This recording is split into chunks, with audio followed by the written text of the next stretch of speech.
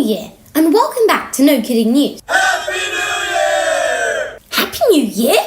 It's February, Bruno. But I'm talking about Chinese New Year. Happy Year of the Ox to you all. To those who don't know already, I'm Bruno and I'm here to keep you informed, but also engaged. 2021 is going to be a big year, so we're going to be starting off with some big topics. We will be covering everything from Brexit to the environment to cybersecurity. But today, we will be talking about social media. Depending on your point of view, social media is either one of the greatest inventions ever or one of the worst parts of modern technology. No matter on which side you're on, social media is a huge part of daily life. Social media has had many benefits, some of which have become more obvious during the pandemic. It's helped people to communicate easily over long distances. It's made all knowledge accessible at the click of a button. And sadly, it's allowed families to say goodbye to their loved ones. Some people have found common ground with others, joining the group of people who share hobbies and interests, like music and football.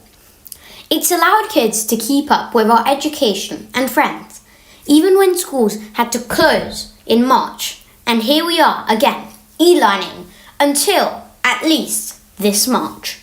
So, with all of these amazing perks that comes with social media, why are some people so concerned?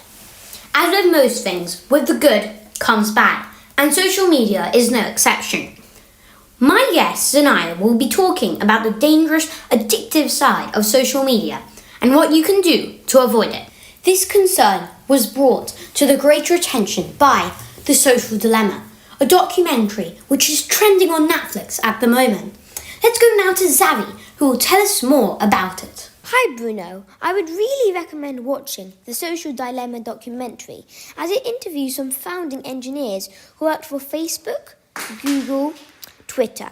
Within the documentary, these people try to illustrate how social media is set up to keep us glued to our screens and engaging with as much content as possible for as long as possible.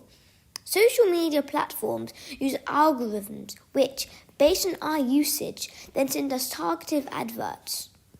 The social media documentary suggests that many popular social media companies are designed to make us addicted, so we want to spend more and more time using it. These experts explain that social media companies use your brain chemistry, dopamine in particular, to get you addicted. But what is dopamine, Sophia? Dopamine is a chemical that is released in our brains when we feel happy.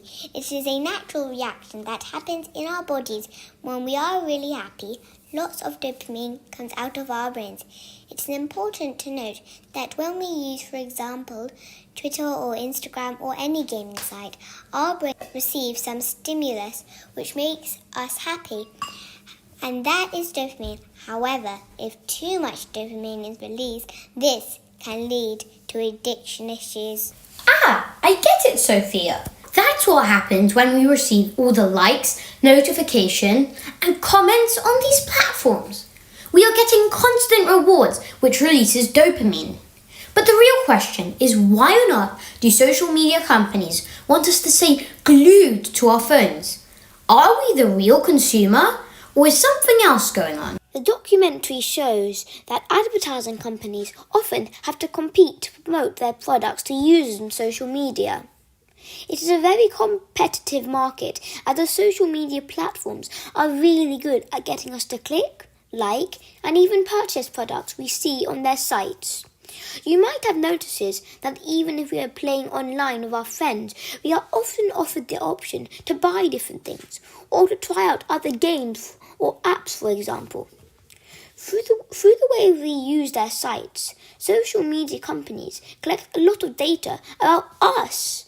They know what we like and dislike, and by using algorithms, they are able to determine what will catch our attention. So they send us similar related pictures, video, or advert content they believe will get us to click and maybe purchase from. This is invaluable to advertising companies, as they can go directly to the people who will be interested in what they are selling without needing to wait for everyone else too. Wow, this seems quite invasive. Yes, Bruno.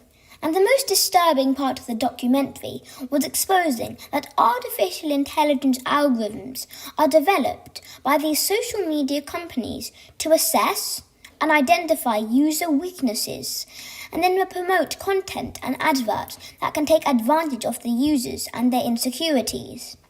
A user's definition of reality can be shaped by these algorithms, as we each receive information on similar subjects, but each user gets slightly different version of that information based on their previous content selections.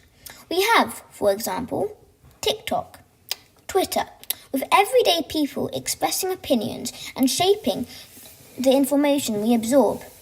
No longer do we have information from objective, standard-based news channels, but as our source of information is shaped by algorithms that send us targeted info based on our specific viewing trends. A really memorable point I took from the documentary was that fake news is 6 times more likely to spread than true news. Let's be careful and understand what information is being used when we are on social media. Thanks, Zoe. It seems like we have a lot to think about before starting to use social media. The documentary argued that these companies aren't interested in protecting us from online harms. They want to make money and keep our eyes on the screen. It looks like not only do they want to push you to buy stuff, but worst of all, they can even push you to think stuff, regardless of whether or not it's true. The word algorithm came up several times in this episode, so join us next week, where we'll be exploring more about what algorithms are and how they work, as well as the terrifying spread of fake news. Let's give a big thank you to our guests, Sophia from North London Collegiate School and Zoe from St. Paul's Juniors. Don't forget to check out our website, NoKiddingNews.com. You can also now follow us on YouTube and other major platforms. Just make sure that you think carefully about what you're signing up for. No kidding. Take care and thank you for listening.